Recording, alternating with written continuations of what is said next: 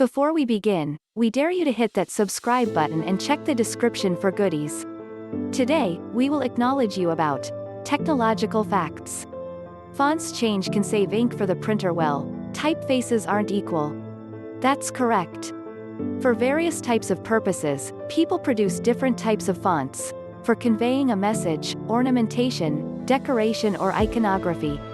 The notion is, you'll use somewhat less ink each page if you use a lighter font, with a light stroke.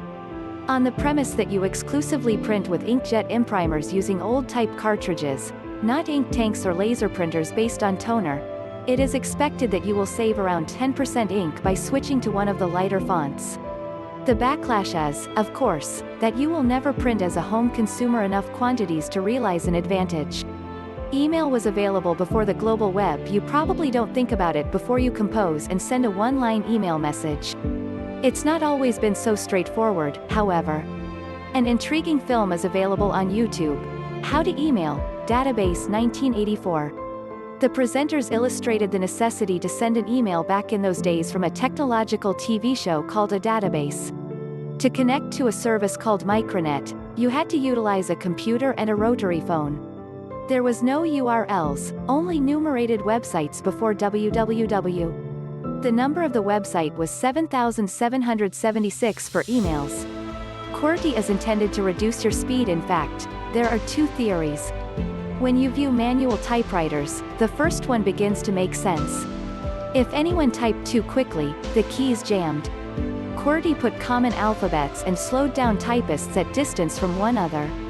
A further idea is that the QWERTY layout was developed by telegraph operators, as deciphering Morse code was easier, and faster. There was no need to use the layout anyhow, yet it remained entrenched and reluctance to change was exhibited. You may change your keyboard layout in the language settings to the quicker Dvorak layout, or just buy a new Dvorak keyboard. Digital is 92% of global currency. This implies that much of the money you make, trade and buy goods, services is only available on computers and hard drives. Only 8% of the world's currency is actual cash. From this 8% come all the dark money piles. This is a good approximation but not a precise amount, as economists tend to concur.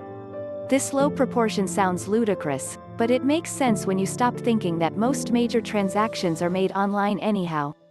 Banks are also stored electronically and 92% comprise all types of credit, debit card transaction and wire transfer activities. Registration of domain names was free until 1995. Nobody understood what the internet could truly achieve at the time, and this was an enormous chance to have various types of domain names for individuals. In 1995, a firm known as Network Solutions was given the ability to charge individuals for the names of domains. The rates generally began at $100 for 2 years. And it was also costly. About 30% of this was a charge for establishing an Internet Intellectual Infrastructure Fund, for the National Science Foundation. Later in 1997, this price was overturned and the amount was reduced to $70 over 2 years. 5 megabytes of information weighed 1 ton in 1956. In 1956, IBM released ROMIC, the first computer we use today with a hard disk. We imply anything with magnetic disks using a hard disk.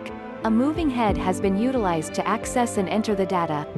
At that time it was considered a huge leak from punch cards and magnetic tape to randomly accessible hard drives in mass storage technology, since this meant a change. The display position XY, aka the cast when Douglas Engelbart and Bill English, which were members of the Stanford Research Institute, created the first pointing device, in the early 60s. It was called the XY Display System Position Indicator, referring of course, to the X and Y axes. It was originally used on Xerox Alto and was shown by Engelbart in 1968 in what is known as the mother of all demos. Check it out on YouTube. Engelbart exhibited word processing, graphics, Windows, connection of files and control with a mouse. In 1968 everything became contemporary computers. Russia created a water-running computer. Computers had a far more apparent counting method before the miniaturization of transistors. Items like gears, pivots, beads and heels have been commonly employed and some form of power source needed to operate. Vladimir Lukyanov built in 1936, but utilized water to build a computer to resolve partial differential equations. You will notice a complicated system of linked water-filled tubes in photos of the Lukyanov computer. Projector. The projector is housed in the rotatable spine, which also houses the battery. And like before, the projector uses Texas Instruments DLP technology with an LED light source and can be switched on instantly via the dedicated button. You can choose to have both the tablet screen and projector on at the same time or just use the projector mode to save battery life. So what can you do with a projector built into a tablet? One person we showed it to said he'd like to lie in bed and watch movies on the bedroom ceiling. No problem. Someone else wanted to use a white wall for an impromptu photo slideshow. Use it for business presentations, you won't need to carry anything else. Throw in a bit of big screen binge watching with Netflix and big screen gaming. You can pair it with any Bluetooth gamepad for this, and you've got a tablet that many in the family will enjoy. Thank you for watching this video, we hope you enjoyed it. Don't forget to hit that subscribe button and have a look in the description for goodies. Cheers.